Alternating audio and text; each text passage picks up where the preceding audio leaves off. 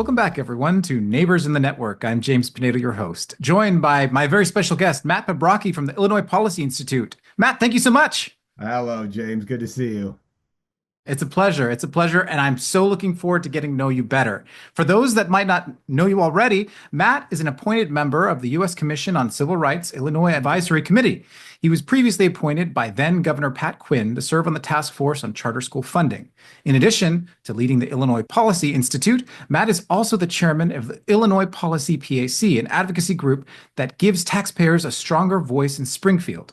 He has consulted for nonprofits around the country, advising leaders on how to grow, recruit talent, and work strategically. He started his career as a legislative staffer in Springfield, where he focused on budget and pension issues. Several decades later, these issues remain top of mind for Matt, who is committed to solving Illinois' biggest policy crises. Matt is a proven leader whose work has helped the Institute evolve into the leading state-based think tank in the country. He's deeply committed to making Illinois a place where anyone can achieve success and plant roots. Recently, Matt has launched a new Blue Cities campaign, and I've been so fascinated to hear about this, Matt. Can you tell me a little bit more? What have you been observing? You lived Chicago your whole life. What have you been observing there in your city, in your hometown, that made you think this is the right campaign? Well, actually, I came from Green Bay, Wisconsin, which is often something I don't tell people because living in Chicago, if you tell people that you're both a Packers fan and a conservative, it is a surefire way to make sure nobody agrees with you, right? It's like there's like no Venn diagram. It's like two separate circles. So I appreciate you leaving that out for my sake. But I've been, now I always say you don't choose where you're born, you choose where you're going to die. And, my family lived in Green Bay. My dad was an air traffic controller up there. And I moved to Chicago after college. So I've been here for nearly 20 years. And this is my home and this is where I'm going to stay. But what changed was really how I thought about our states. And I think that for decades, I always thought, well, Illinois is a blue state. And it's easy to look that way. You look at voting patterns, you look at an aggregate, and you say, well, clearly they're voting blue. And you look at other states throughout the country, and we see the same thing, right? New York, California, Washington. And I read something that changed my entire mind 2 years ago. It was a piece out of the Washington Post, and they were talking about voting demographics and the number one indicator of how people will vote. And we always think about these things as terms of like gender and age and income and all of these other factors. And what this Washington Post piece said was there is one single factor that matters more than anything to determine how you'll vote. It's where you live. Mm, mm, So if you live in a major urban center, you are likely to vote to the left. If you live in a or in a rural area across America, you will likely vote to the right. And James, all of us looked at the map of the United States after the election last November, and this was clear. If you look at that map color coded of the United States, it is almost entirely red, mm. with the exception of certain dots throughout the country in major cities. And once I started looking at this, I realized, wait, I've been wrong. Illinois is not a blue state. We're a red state with a big blue city. And Mm. actually, what matters is what is the proportion of your major urban center versus the rural population. Mm. And this largely dictates the rest of our state. So, take, for example, if you take Illinois and you pull out Chicago, it's a deeply red state. You take Mm. out New York City out of New York City, it is a deeply red state. Even take the swing states, take Milwaukee out of Wisconsin, take Philly out of Pennsylvania. You all of a sudden take these purple states and you make them deeply red.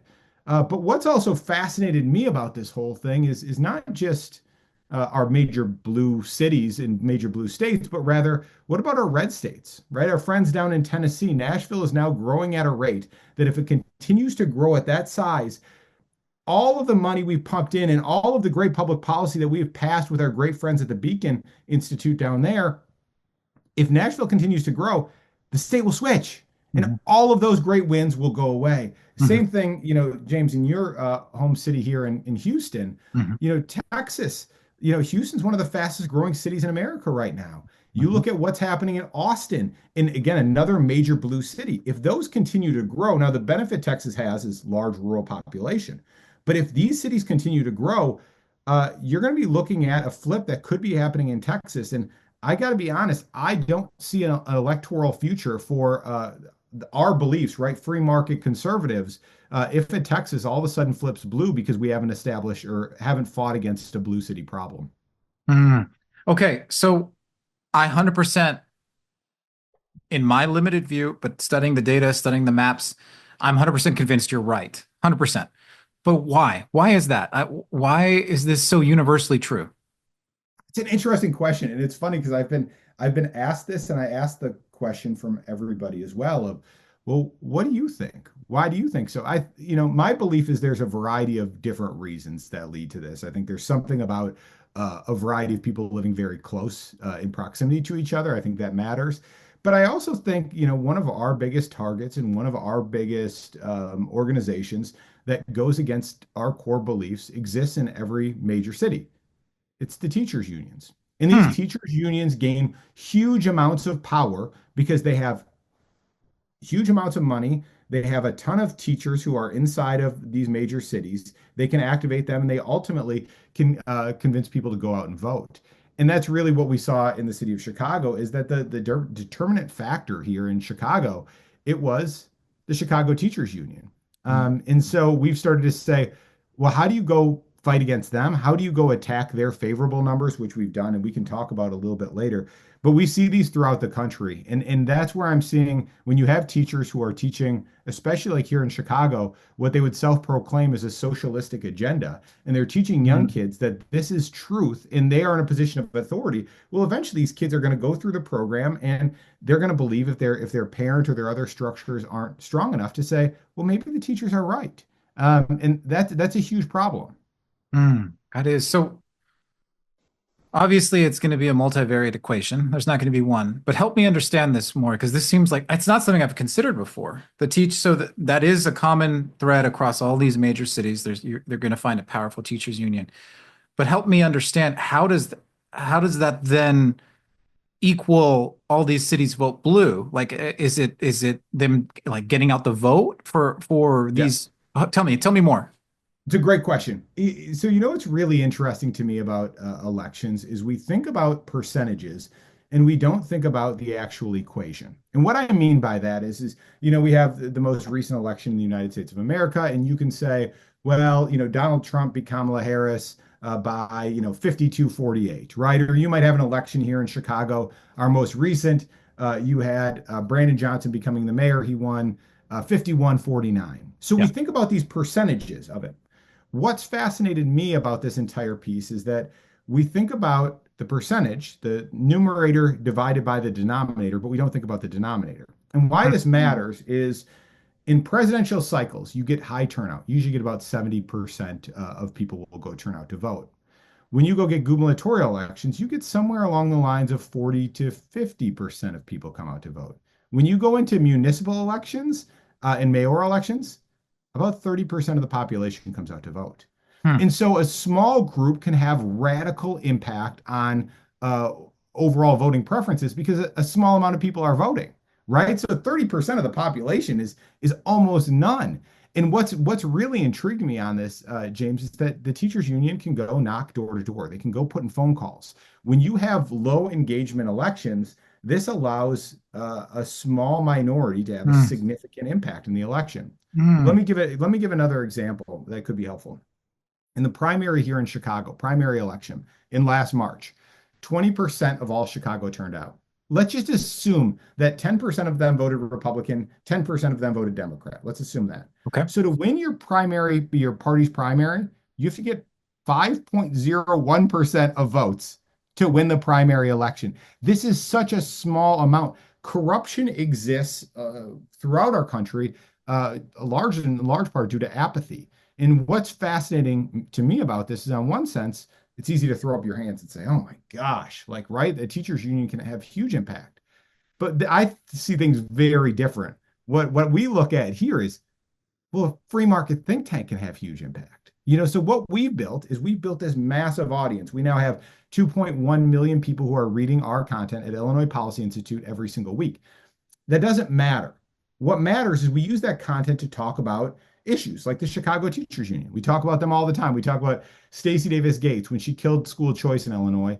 she sent her kids to private school that same year. Mm. We talk about how she takes a homeowner's exemption in the state of Indiana. We Mhm. talk about the contract negotiations and the corruption that's happening in there when they say this money's going towards homelessness or education, but we look through their contracts that they leak to us and we see it's going towards housing stipends for teachers, right? Mm. This is not aligned to what they were saying.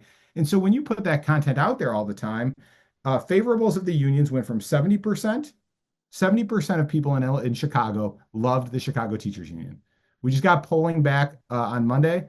They're now at 28%. They are negative 30 points underwater. They have become a toxic brand in the city of Chicago. But where that's great is it also opens the door for a group like us so Mm. that when I look at the presidential election, I look for what we call low propensity conservatives. So these are conservatives who vote in presidential cycles, but don't vote in mayoral cycles. The great news about these individuals in a city like Chicago, there are 400,000 of them. The same Mm. is true in Houston. The same is true in Austin. The same is true in New York City and Philadelphia.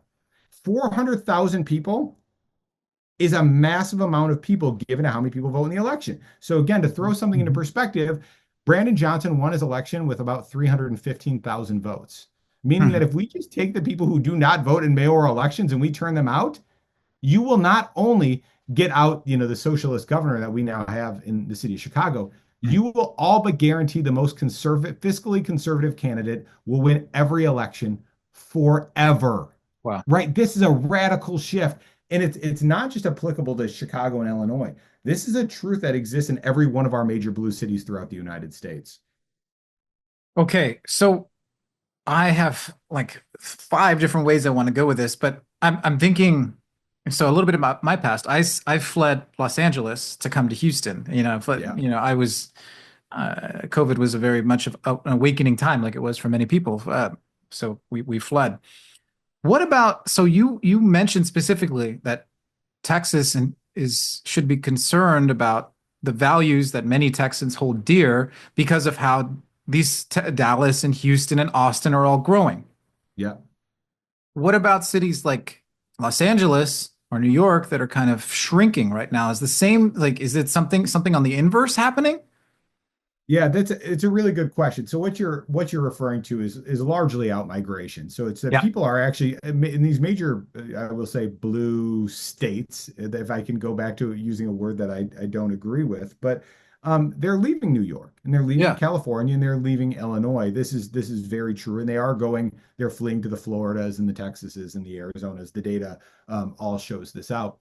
So the interesting thing is that Americans as a whole are moving at a higher percentage to major cities as opposed to rural populations. Yeah. So the split still is, you may have moved out of Los Angeles, but you moved to Houston, right? Right. You moved to another major city. And Right. so the city size, especially in like in LA, it would be decreasing, but it's not decreasing relative to the size of the rest of the population, right? This is where I was Mm. talking about it matters to be well, what is happening with the rest of the state? So if people are leaving from upstate New York as well as New York City, well, the percentage is roughly going to be the same, and it's not going to have as much of an impact. So what we would really, I mean, what would really change demographics here is if we saw a trend of people moving out of major cities into rural areas. We saw a bit of that with COVID, but the bounce back seems to indicate that people are still moving in major cities right now. Yeah. That makes total sense, especially with remote work starting to contract a little bit even more. That's right. It would make sense that people can't move to the rural areas as easily.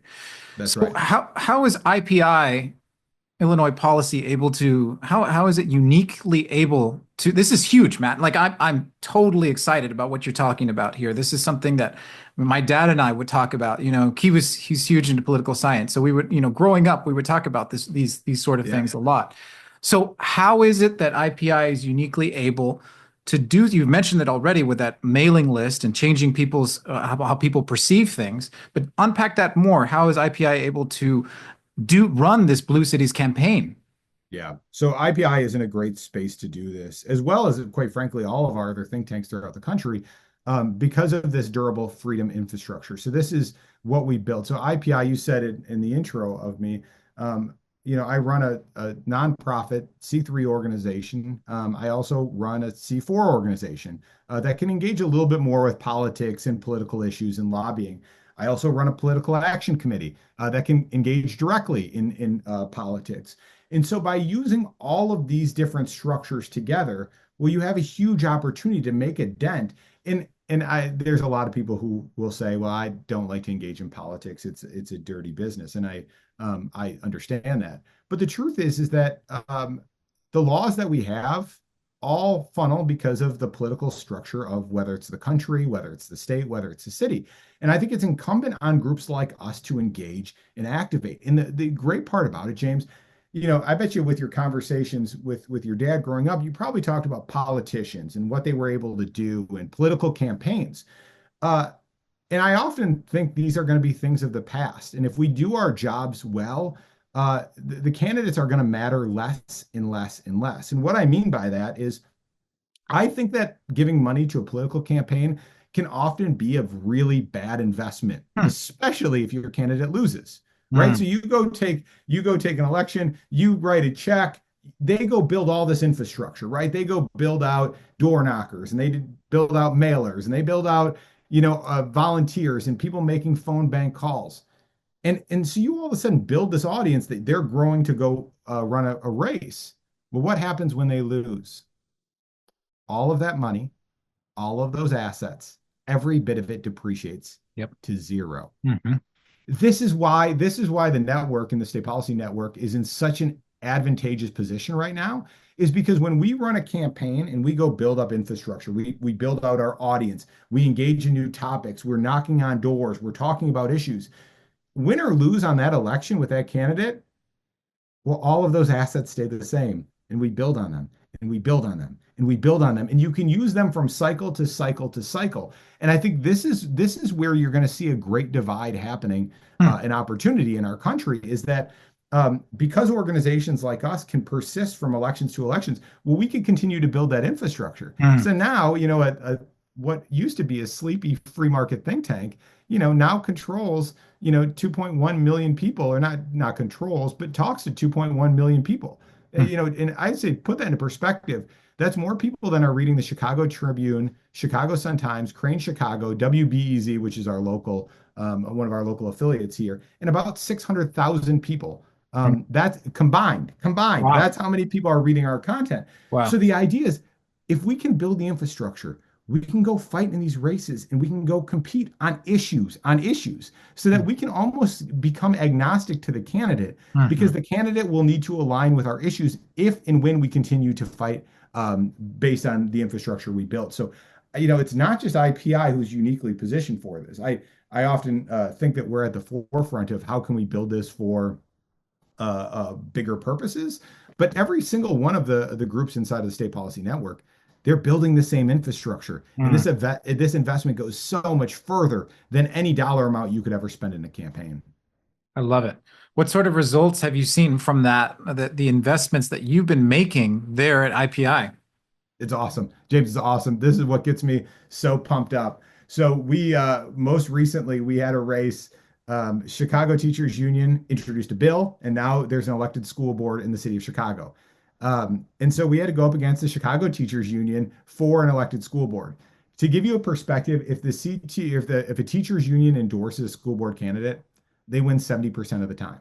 Right? So if you look on paper, they were running nine contested races. They should have won 6 to 7. They won 3. The Illinois Policy Institute found candidates. We recruited, we talked with them, we engaged our audience, we talked about issues, and we won 6 out of those 9 races, right? That is a huge change. The Chicago Teachers Union spent a couple $1 million on these Hmm. races. We spent about $50,000 on these races, and we were able to win because we have this built-in infrastructure. But not only that, we can use this for public policy. Recently, they introduced inside City Hall, inside the city of Chicago, uh, a bill that would have increased our property taxes by $300 million, just a massive, massive property tax increase.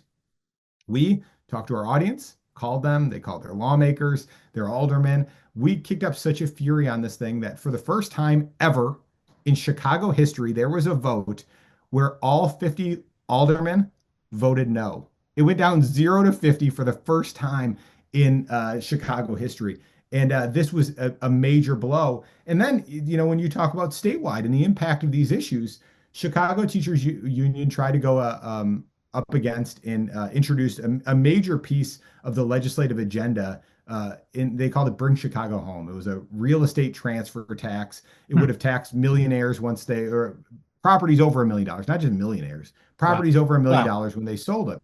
Wow. Um, and it pulled initially at 71%, and they had to get 50%. And so everybody said, this is a lost cause. You can't win this. We use this massive infrastructure that we've helped build. We have talked to this audience, and we won. It only received 48% of the vote. It got Wow. defeated. And now they're saying this is completely untenable, and we have to look for other options to fix our city. So those are just three examples of you can win in political races, you can win on public policy races, and you can win at the ballot. But what matters is if we can build these infrastructures, all of these investments that our donors have given to have built these investments that we're making changes in Chicago, right? And I will promise you, and I'll promise anybody who's listening, and I don't make guarantees very often, Chicago will have a different mayor in 2 years. We will have a Hmm. very, very conservative mayor who's going to Wow. serve the city of Chicago. And you will see when you look at elections, when you talk to your dad about what's happening in the state of Illinois, you're going to see a major shift start to take place in the city of Chicago. And it's largely going to shift the rest of the state. Bold. That is bold, Matt. I love it. I love it. And what I'm hearing too is it's not just because you had said how there is a problem when you invest in a political candidate. That investment has a fit, let's just say across the board, 50% chance of going down to zero, any type of Right. returns on that. That's right. However, even if your candidate does win, there's no collected entity that's holding that candidate accountable once he gets into office, really. So Correct. there's that. What you're doing is you're making it such that it's easier to be good. It's easier to actually follow through with your promises because Yes. IPI still has all of these voices gathered together, these Yes. 2.1 million voices gathered together and holding these elected officials accountable. I love it. S- Spot on. I mean, it really goes into the realization of what Milton Friedman said. And he Mhm. said, the goal is not to get the right people to do the right things, right? That's the idea of giving money to a candidate, is Mhm. that you hope you get this altruistic, wonderful person to go into office and do the right things. He said that's not our job. Our job is to create an environment to get the wrong people to do the right things. So Mhm. that's exactly what we're building, is that the idea is that if you have this infrastructure, if you're here and you're holding them accountable time after time and time again, well, I'll tell you, there 50 of those members of city council, they're not our people, right? There is six sitting socialists right now on Chicago City Council. But Mhm. if you can activate the right pressure, you can get those wrong people to do the right things. It's just really the structure of what Milton Friedman was talking about, turning into an actual function to hold people accountable. Yep, that's what I was thinking about.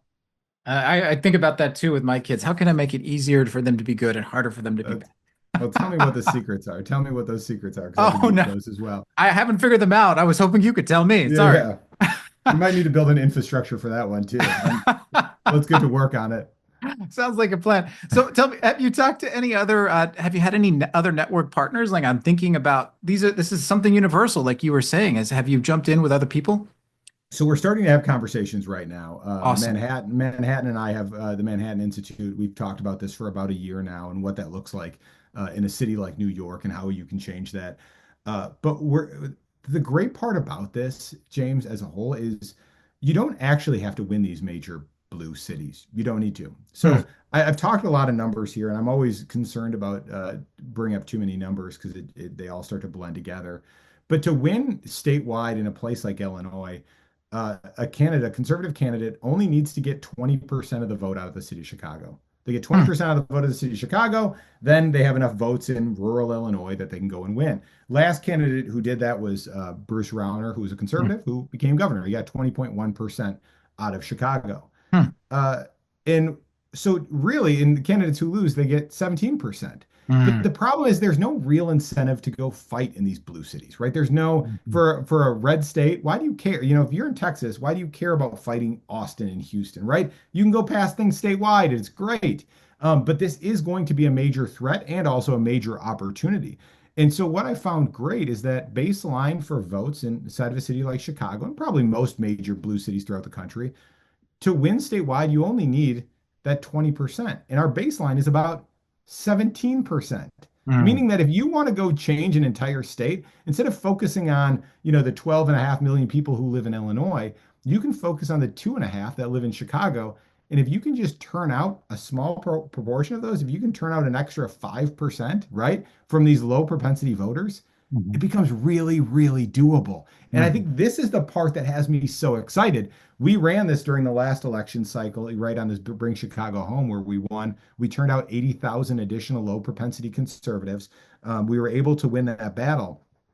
But what it showed too was that all these candidates started getting over 20%. Donald Trump in the city of Chicago got 22% of the vote. Conservative candidate who ran for Cook County State's Attorney got 24%. mm, The two people who ran for Congress out of the city of Chicago got 22%. mm, What that means is if this would have been a statewide race, they all would have won. That is mm, a major shift in what's happening in Chicago because we've built this infrastructure, because we now have this base, now candidates can go win and get 20% out of the city of Chicago and go take that over. So what's really fascinating to me, James, is looking at not only these what we've always called our blue cities and to disrupt them. Man, I can't wait to go into New York City and go run this exact same platform and exactly what we've done here, but also talking with our partners in Wisconsin. There's great groups up there. When you change Milwaukee by a small percentage, we're no longer going to have to spend tens of millions or hundreds of millions of dollars every major election cycle to go win Wisconsin. The mhm, same is true for Pennsylvania and Philadelphia. The same is going to be true for Atlanta in Georgia. It's the same thing. And the great part is if we invest in these infrastructures, spending a fraction of the cost that we often spend in elections, we can transform these cities and ultimately transform these states, and not just for one cycle, but for generations. mm. Brilliant. Brilliant. Well, speaking of generations, something that I love about our podcast here is we get to know our guests a little bit about your background. Tell me, how did you grow up? How did that shape you? And you spoke it was in Green Bay, right? That's right. That's right. So we wound up in Green Bay, and I grew up in a wonderful Catholic family up there, and was filled with faith and love inside my home. And my one of the big trials that I've gone through is my dad got sick with cancer when I was in high school, and he unfortunately passed away. And I went to college. I went to Notre Dame, and I came and I worked for the state of Illinois. And I got to tell you, James, this is like an aside on the journey. I started working, and I was an accounting major. I knew nothing about politics at the time. It just wasn't what I was thinking about. But I actually think this gives me a great insight into the political game because Mm, I see things from a different lens than anybody else does. Because I didn't grow up studying political theory. I grew up mm, studying accounting and finance. And so I go to the state of Illinois. I'm starting to work there, and they put me on the pensions committee, state of Illinois. So I'm 21 years old. I'm reading a bill. I don't quite understand. Like I'm reading this bill, and you have these staffers who analyze bills, and they're the ones who tell you like, this is a good bill. Here's who's for it. Here's the groups against it. Here's how much it would cost. Because there are, thousands. There's literally thousands of bills that get introduced every year. So you have people like me who would go read them over and help lawmakers. So I go into pension committee. This is like my first month on the job. I sit down and there's this big, tall, burly man. He's from Southern Illinois, and his name's Raymond Poe. Raymond Poe is he sells fried chicken and he's a state lawmaker, right? mm. And Raymond Poe comes to me and goes, Matt, I got to ask you, are you the new staffer on pensions? And I said, yeah, I am. And he goes, all right, how am I voting on this bill? And I said, well, I don't know. Here's who's for it. Here's who's against it. Here's what it would cost. Here's all the implications. And he goes, I don't care about none of that, Matt. Am I for it or am I against it? And I look at this bill. I'm 21 years old. I'm like a deer in headlights. And I look at the bill. I said, Raymond, I think it's a good bill. I'd vote yes. And he goes, That's good. He leans over and he goes, Representative Brower. He's the other conservative on the committee. Goes, we good. And next thing you know, they gavel into committee. They both vote. They gavel out. This is like 15 seconds later. Everybody leaves. Right? There's no discussion. There's no debate. And I'm sitting there, and my head is spinning. And I'm like thinking about like I'm just a bill, right? And I'm like thinking about the process of like how a bill becomes a law. And I'm like, this is not it. This is like not it. And for the next 7 years, I did that work, and it was a fascinating education on um, I'll say how we think how bills pass, how laws become laws. It's very different under the surface of the water. And I got a PhD in learning what makes bills pass, what makes lawmakers tick, why they vote yes for bills, why they vote no, who actually has an outsized impact in any number of votes. And it just opened my eyes. And that's when I became fascinated in all of this. Because I thought there's people who are affected by all of these laws. And actually, I ended up going back home when I worked on staff, and because my mom got sick with cancer a few years after I graduated, and I took care of her, and I stopped working. I took care of her, and she unfortunately passed away. And when after she died, I had no money. I didn't work. I had no source of income. I begged for money on the streets of Chicago. I didn't have food to eat. I got train rides by getting change. Um, and I remember I had this feeling, and it was this feeling of actually it wasn't even a feeling, it was a prayer. And it was, if I can ever get out of this, I will work the rest of my life to make sure that nobody else has to go through this. And that was the transformational moment on my life. And that's what we do here, right? The State Policy Network, the Illinois Policy Institute, all of these affiliates throughout the country, we're not fighting to make, wealthy people wealthier. What we're fighting for is the poor, the disadvantaged, the people who don't have opportunities, right? The people who like in my city here, the people who are stuck in failed schools where 1 out of 5 of them can read at grade level, right? We fight for that. That's why we're in a war against the teachers union, not because it's fun for sport. It's because they are doing huge damage to most of the kids in the city of our city and throughout our state. And I will fight the rest of my life to make sure that they have opportunities that you and I both have, right? We fight to make sure that people can stay here, and we can laugh at the Chicago and our bad politics, but the truth is on this, James, um, there's four major factors that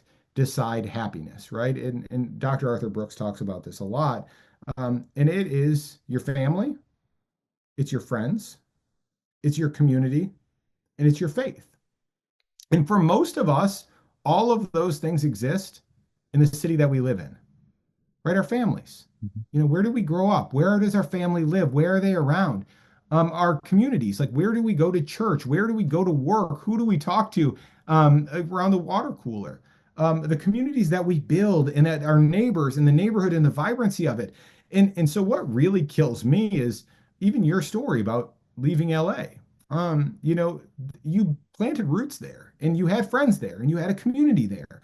And because of crappy taxes and because of crappy corruption, it's not just forcing out us, but it's forcing out people who have no other option, who are stuck, who can't find jobs, who can't find businesses, who have no place to work, who don't know how to get a quality education. And so they have to leave literally everything that matters behind Hmm. to find other options, right? This is why I love the State Policy Network, and this is why I feel so strongly about our mission is number one, I lived it, and I can see the impact that work has on somebody's life is it's completely transformed mine. But I also think about how much of a heartbreak it is when you hear these stats like California, New York, Illinois has outmigration and people are moving. Uh, Man, I'm going to stay here the rest of my life, and I'm going to stay here to fight for those people, so that those things that they love, that they care about, somebody's in their camp and they're fighting for them. Beautiful. I immediately wonder, you talk about that moment where you were on the street looking for train fare. You just spoke to that. That's going to change anyone. That's going to focus your mind. That's going to be moments that if you do get out of it, which you did, you're never going to forget it. Yeah, thanks Um, God. and it seems to me that the most obvious path would be to make sure you make a lot of money to make sure you never have to do that again. You didn't take the most obvious path, so I'm wondering why. So I want to go back a little bit and ask, so tell me, were you wanting to be in what drew you to accounting at Notre Dame? And my condolences. Texas just experienced what you guys are I experiencing. know, I know. Yeah, So that's right. my That's right. Yeah. condolences. We Uh unfortunately have that in common. Yeah. yes. Yeah. I was Fellow. rooting for Texas. I was with you guys. Oh, thank you. Thank you. I was too sad to root for anybody. I just checked the highlights and or actually no, I watched a little bit, but it wasn't fun. Yeah. So anyway, tell me what were you thinking about with when you were wanting to follow accounting? What drew you to that first? I think I've always had a business interest, and so I think that's where Hmm. it came from. Is I've always thought the entrepreneur is should be one of the highest regarded positions in our world, Hmm. and I've always really looked at entrepreneurs and had a deep fascination of here's somebody who will go in and sacrifice what they have so that they can provide for other people. You think about the risk taking, taking your capital in, what feels to be what normal people say, let's go make the safe decision. And they put it all out there and they create hundreds and thousands and, millions of jobs throughout this country. It is the backbone of our country. And I've always looked at them with admiration. And so that's when I went into college and I knew I wanted to go into business school. I wanted to Hmm. understand how businesses worked. And I thought, one of the perspectives that would be helpful is if I can understand the finances and the accounting of this, this will put me in a unique position. But fate has funny ways of taking you different places. So, despite that interest, it was actually the perfect segue into politics because when they called me down in our state house in Springfield, they said, "Look, every kid who comes up uh, and wants to work in politics, well, they're all political science majors, and we have them analyze the budget." And we have them analyze pensions. And they're looking at literally billions of dollars that they are appropriating or budgeting for with no financial backing whatsoever. In Yeah. some senses, I'm not trying to horrify anybody who's listening because we should be somewhat horrified by that the Hmm. people who are operating billions of our taxpayer dollars are often not accountants or do not have a financial background. Hmm. But it created a huge opportunity for me to really say, okay, so how do we actually use money in a better way, and how do we use taxpayers' money in a better way? What made them call you?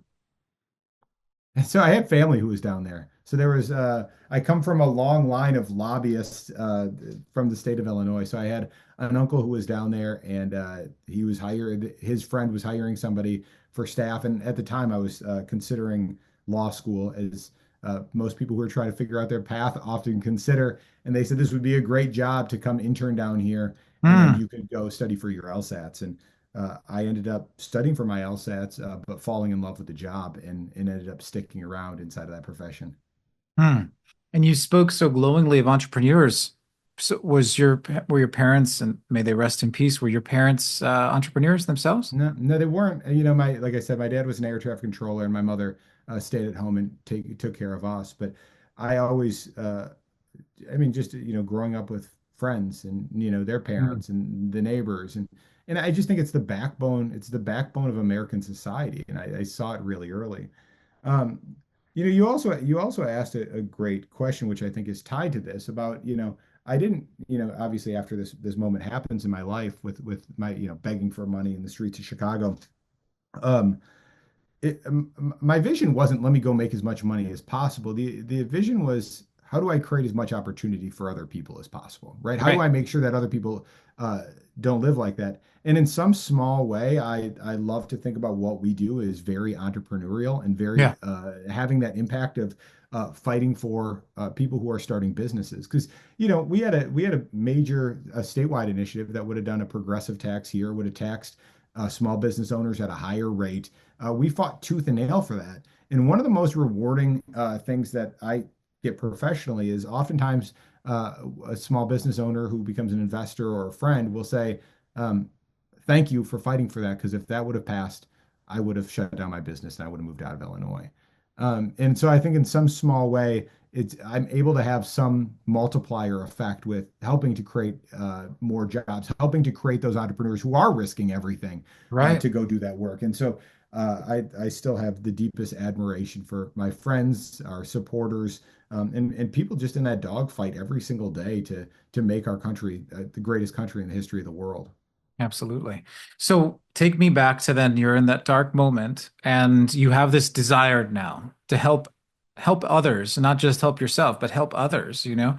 So how did you then come to be where you're at now, sitting in this chair talking to me? Yeah, yeah. Well, I mean, the centerpiece is it's work, and Hmm. it's a job. And there's this, I pull out myself out of this because I got a phone call, and I was able to find a job, right? I started working again, and I slowly, grinded my way out of this. And then, I found out about the Illinois Policy Institute and the great work they were doing. I started 12 years ago as their lobbyist and just Wow. started lobbying. I started, fighting for free market ideas down in our state capital, and we saw success inside of that. Uh, but I think work, it's such a fundamental piece in all of us, um, and it's the dignity of work, and what that actually means is when somebody gives you a job, when you are working anywhere, it doesn't matter where it is, it tells another human being, I need you, Mhm. right? That's what a job is. It's saying, I need you to do this podcast, or I need you to sweep the streets, or I need you, whatever it is, it's another human Yeah. being, and it's showing the value of what you can create right through Right. your work. And it's this necessity of people. I always say the hardest part about being poor, about begging, it's not about not having money. Like you can figure stuff out, right? It's like that's fine. Um, the hardest part is not being needed, for a while there in my life, right? I used to, it was nice every day because in some ways taking care of my mom, again, I wasn't making any money, but she needed me, Yeah. right? I was there. And there's this human nature we all desire to have that feeling.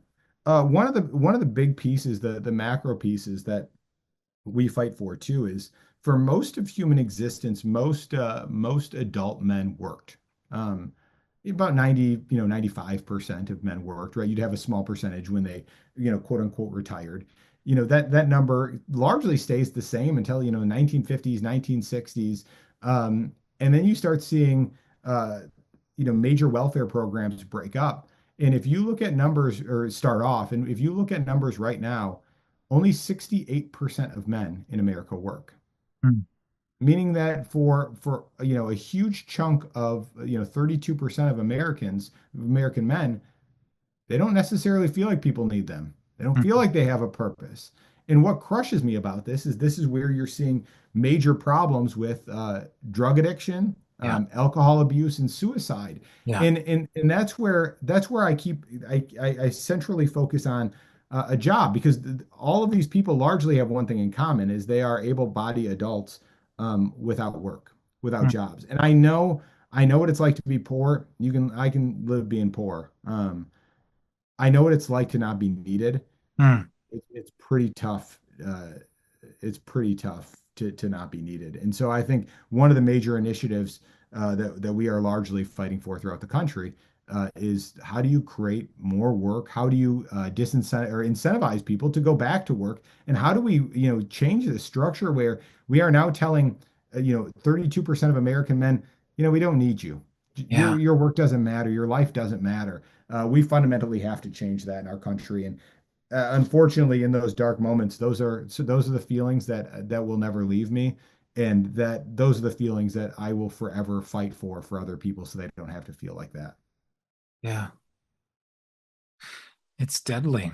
It's a sickness. It strikes me. It's a sickness of culture. Yeah, You see that sort of despair. that's right. That's right. Um, That's right. and it strikes, I come from an artistic background. And so speaking about this, I've always, up till working in the network and getting to speak to people like you, I've always thought about how art is something that will rise the soul, that you Mm. can you can find some sort of glimmer from the outside that draws you on. But I love the practicality of this is just you're speaking like to the basic need of someone to just have the sweat on their brow, That's right. to to go out and find meaning by the sweat on their brow. That's beautiful. And I That's love right. it. And I think, it quite frankly, it's all biblical too. I mean, it starts off in Genesis, and people who aren't of faith traditions, it's still, we're still talking about maybe the oldest book in human existence. But people, God created, right? The opening words of the Bible are God created. Mhm. Another word is God worked, Yeah. right? And he created us in his image, in his likeness. His likeness, his image was working.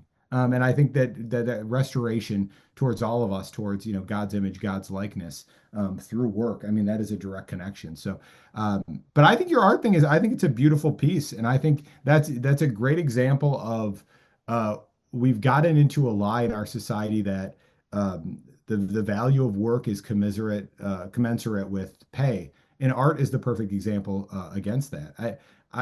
All work matters, no matter what it is. But art's a great example of very few people will ever get rich off doing art. But you think of the immense beauty that this brings to all of our lives, right? Mhm. Is uh, dignity, the value of work can oftentimes not necessarily take the form of financial benefits, but the beauty of all of work comes from that. And I think art is a beautiful example of that.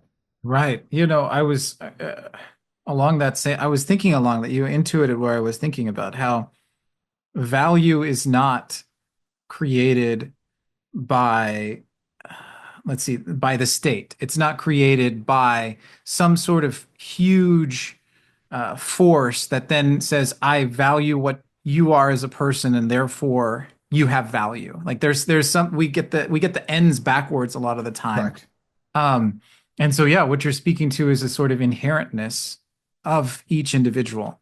Yeah. And it's beautiful. Can you, speaking of each individual, tell me about advice? You're in a position of leadership now. And now let's speak to young people that are looking to find maybe not just meaning, but make a difference, not just work, but they see problems or issues in their community and they want to try and solve them. What Mhm. would you say to someone who is wanting to be a problem solver in their community? Oh, I mean, there's a lot there. There's a lot there, but I think the biggest thing is get involved. I think on any level, like if you start having engagement in any level of your community, you can make huge impact. And this is, going back to American roots. This is what Alexis de Tocqueville called mediating institutions, right? In Democracy in America. He said, when you go over to France and there's a problem, you have government who comes in to go solve that problem. In Mm. America, you have associations, you have neighborhood groups. I think this is like a real great turning point that we can rehab in our country is starting to go get involved, like associate with groups that are inside of, state policy network, associate with neighborhood groups who are inside of your community. I just started the other day. So there's this cool old building that exists in my neighborhood.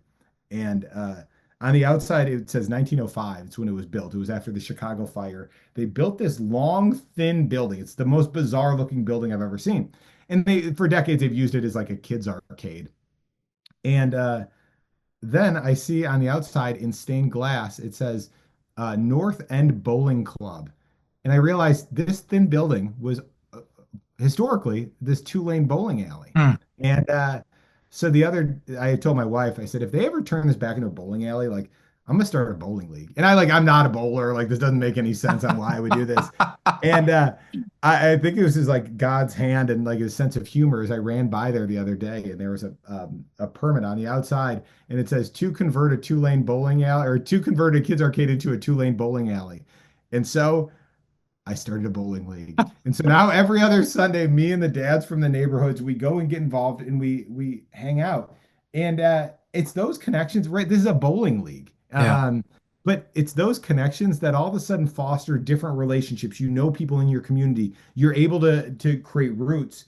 But then it also, you find problems and then you go solve them together. And it's so Yeah. funny that in this like silly little bowling league that we do, we talk about neighborhood issues, things that concern us. Like we have, we started like a music session that happens like outside a Yep. couple times in the summer.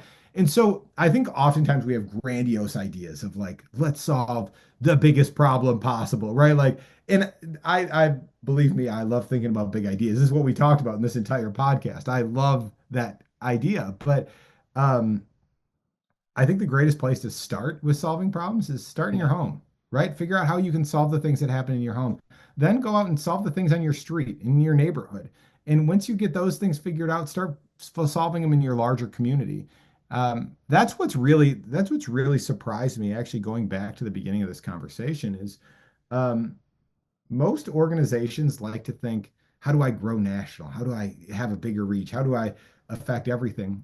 One of the greatest places of growth that we've done at the Illinois Policy Institute is we started this Blue City strategy and we started going local in the city of Chicago.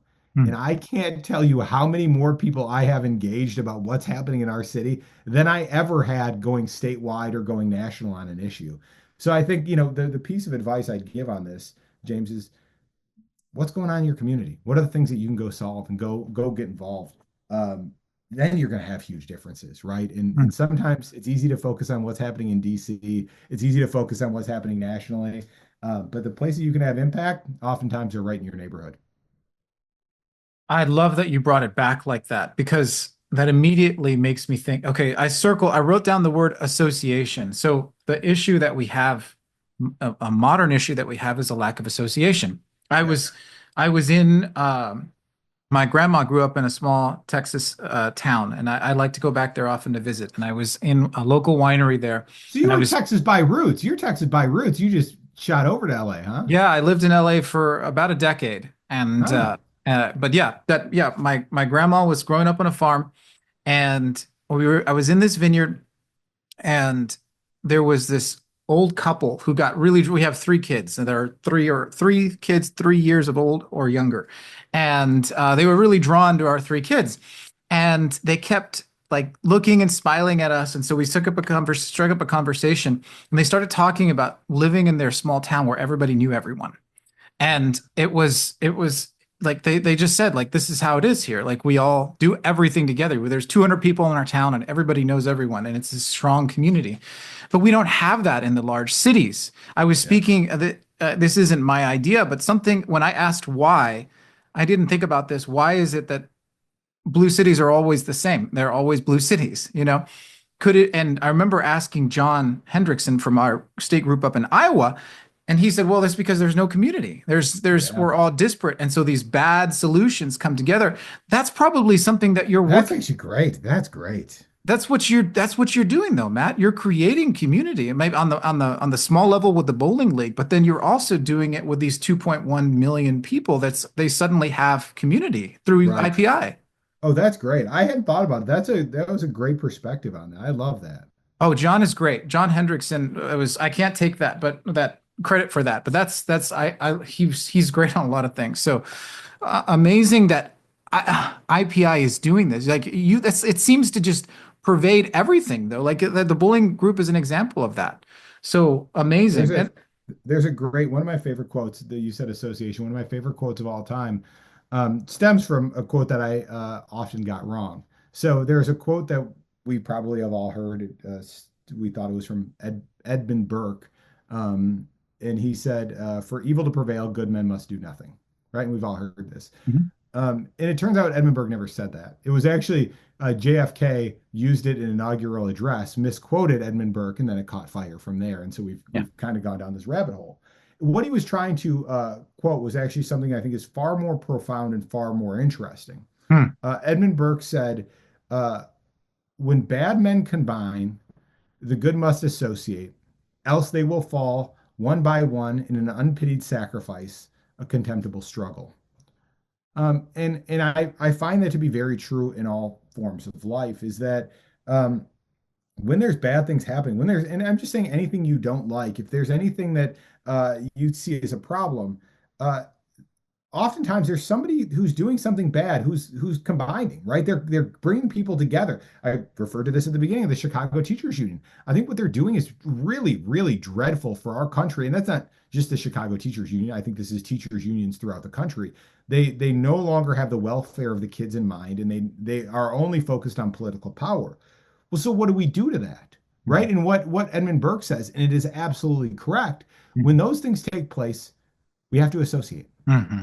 And if we associate, right, we can fight back and we can stop these things. If we don't associate together, if we don't build these networks and these institutions and these infrastructures, well, we're going to get rolled over, right? Mm-hmm. And there's nothing we can do from it. And so I completely agree with that.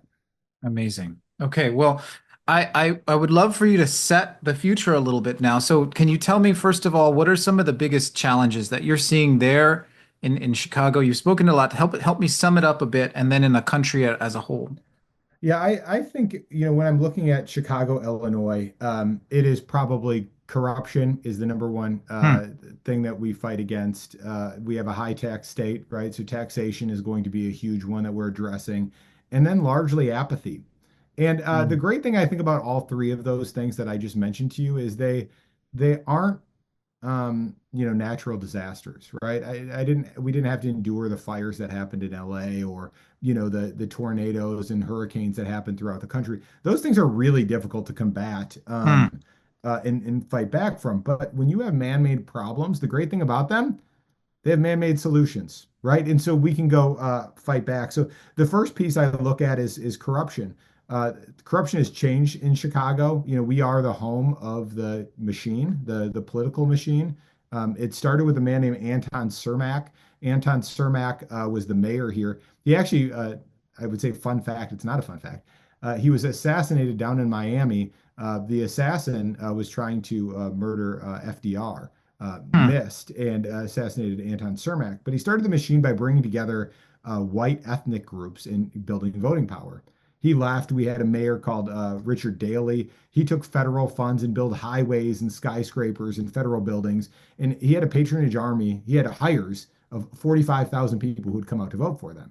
And later it shifted into a guy named Mike Madigan. We did a documentary about him, but he was the longest reigning Speaker of the House in United States history, and he was here in Chicago. It was a fascinating But documentary. You guys were thank amazing. That was fascinating. Sorry, go ahead. Thank you. Well, he is at this moment, he is currently in front of a judge and he's in the middle of a trial. And I think he is likely going to go down and spend the rest of his life in jail. And we'll have a ruling here in the next couple weeks here. So I am eagerly awaiting that. But now the face of corruption, the machines have broken and they've turned into something else. And they are these teachers unions throughout the country. Hmm. They have, what creates a machine is money and voting populations, right? And they have both of those. And so we talked about that earlier.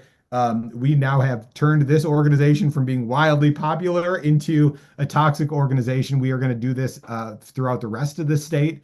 And ideally, we want this to be a playbook for all of the other affiliates to go change teachers' unions and expose the corruption throughout their state. So that's number one, how we address corruption.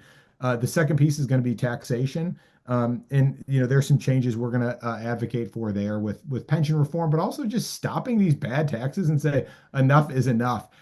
So we built an army to go do that. And the last piece is apathy. And apathy is something we're seeing across the country. And the great thing about, or the problem of where apathy comes from is it's this belief that no matter what you do, it doesn't matter, Hmm. right? And the truth is this has lasted forever. I was reading a document earlier today about the founding fathers, and apathy was a huge thing they had to fight against, right? You had, 30 to 40% of the population were patriots, 30% were probably Whigs, and the rest of them were, um, they didn't care. They didn't really have a position on this, right? And Hmm. those are the populations that I think are uniquely interesting because Hmm. they don't have a firm position. So you can go Hmm. turn them and you can go educate them. And so Hmm. I think in some senses, apathy is a huge problem across our country where less and less people are voting. Voting turnout is at a record low, but it creates an opportunity for us to talk to those people, to engage them on the issues that we care about. But then ultimately, when you win, it grows and it grows and it grows. And so Yeah.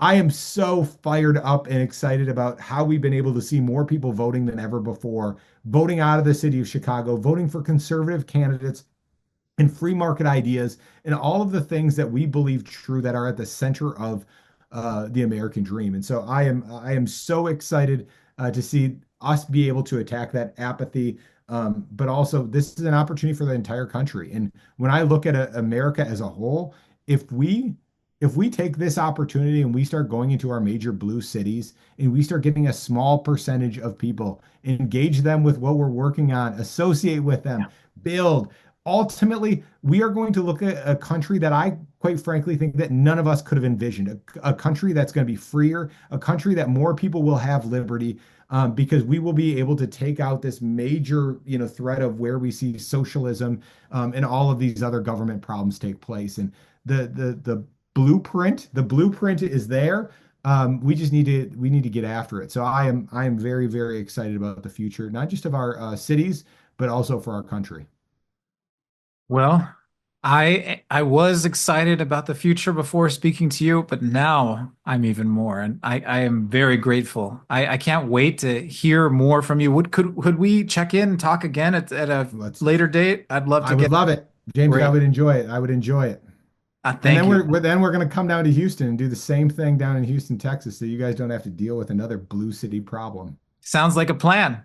Sounds like a plan. All right. Well, thanks again, and I can't wait to our next chat. I look forward to it. Great talking with you today.